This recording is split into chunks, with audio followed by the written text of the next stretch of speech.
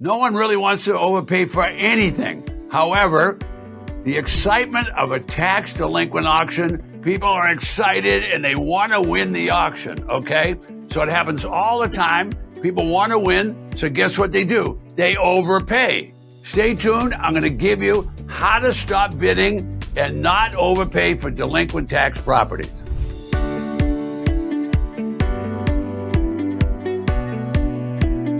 Hey there, I'm Randy, but much more importantly, this is Ted Thomas, the Tax Lien Certificate and Tax Deed Authority, and today Ted's going to be discussing the dangers of overbidding for a tax delinquent property. Now, Ted, why is it so common for people to overpay for tax delinquent properties when they're at an auction? Well, first of all, it's an auction, so everybody thinks that they're going to show up at the auction, and this is the next way to get rich quick, and they're going to be the beneficiary of a windfall profit.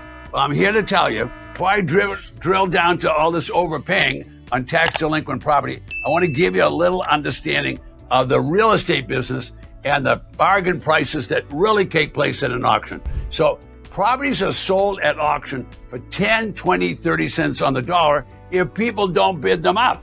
If they bid them up, well, guess what?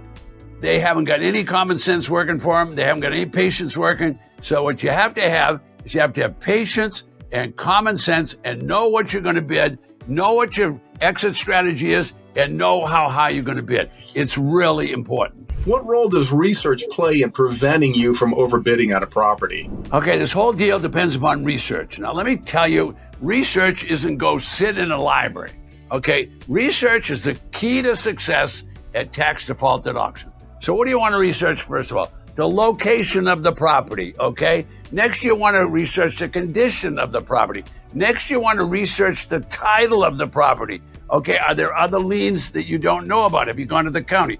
Next, you want to start thinking about researching what are the neighborhood prices going to be like. So that's a good place to start. Well, what about other property prices? I mean, how can a lack of knowledge about the property prices in a neighborhood affect your bidding decisions?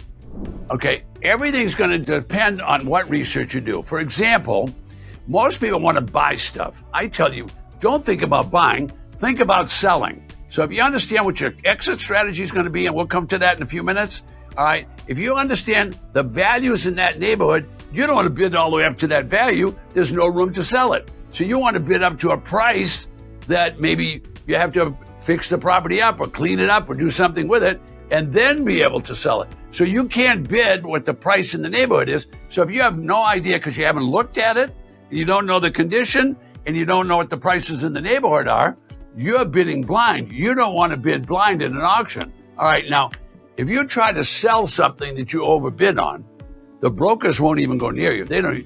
If you're not competitive, why do they want to even work on it, okay? So you're going to own that property for a long time. If you're going to buy a property and you want to resell it or you want to rent it, you've got to buy it at the right price. That means you've got to be a good person at researching property. I've been at this thing for 30 years. Sometimes they're minor repairs, sometimes they're major repairs, but you're going to buy used and abused properties at a tax defaulted auction.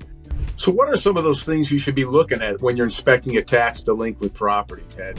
Well, I look at all the details. I look at everything about the property itself. I mean, the condition of it, the roof, what's the landscaping like, what's the ingress and egress like, if it's a big piece of open land, does it have drainage, does it have power, does it have water to it and all that kind of, if it's a regular house, which most people want to buy, is it in a neighborhood that's getting better? Is it a neighborhood getting worse? What's it going to cost to fix it up if I have to fix it? And what is the selling price is the most important thing. Now, a moment ago, you mentioned exit strategy. What did you mean by exit strategy? What is that? What are you talking about, Ted? Before you ever think about bidding, you need to go research that neighborhood and find out what the prices are. Now, if all the prices are $200,000 and the bidding is already at $200,000, you can see there would be a problem. But if you know the prices are $200,000 and you could buy maximum price of $100,000, well, now you've got margin, you've got room in the deal. If you don't have room in the deal, you're going to have a big problem. You won't be able to rent it, you won't be able to sell it. What are you going to do? You're going to own a property in a strange neighborhood for a long time. Listen, do you have a question for Ted? If so, just leave it in the comments section below. His team is always looking at these videos and monitoring the comments, and you will get an answer to your question. And while you're at it, might as well give this video a like and maybe even subscribe to Ted's channel.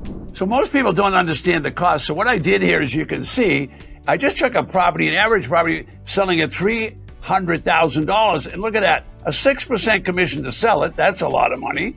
How about the title insurance and everything that happens at the title company? Could be another $3,000. How about some minor repairs and people say, oh, touch this up or fix that up? You're always going to have to pay an attorney in certain states. Okay. What about an appraisal? The bank's not going to finance it without an appraisal. You probably want to do a home inspection. You're getting the idea. Folks, when people tell you it costs 10% to sell a property, well, look at the deal here. Didn't get to quite 10%, but you can see if you don't have margin and you've overpaid, folks, this is a serious business. You're going to buy these properties 10, 20, 30 cents on the dollar. Now, look, sometimes I'll pay 40, I'll even pay 50 cents on the dollar. But a $500,000 house, if I can buy it for $250, well, I'm game for that because I understand that these costs are going to take place. And you need to understand those costs too. I'm Ted Thomas. I'll see you in the next video.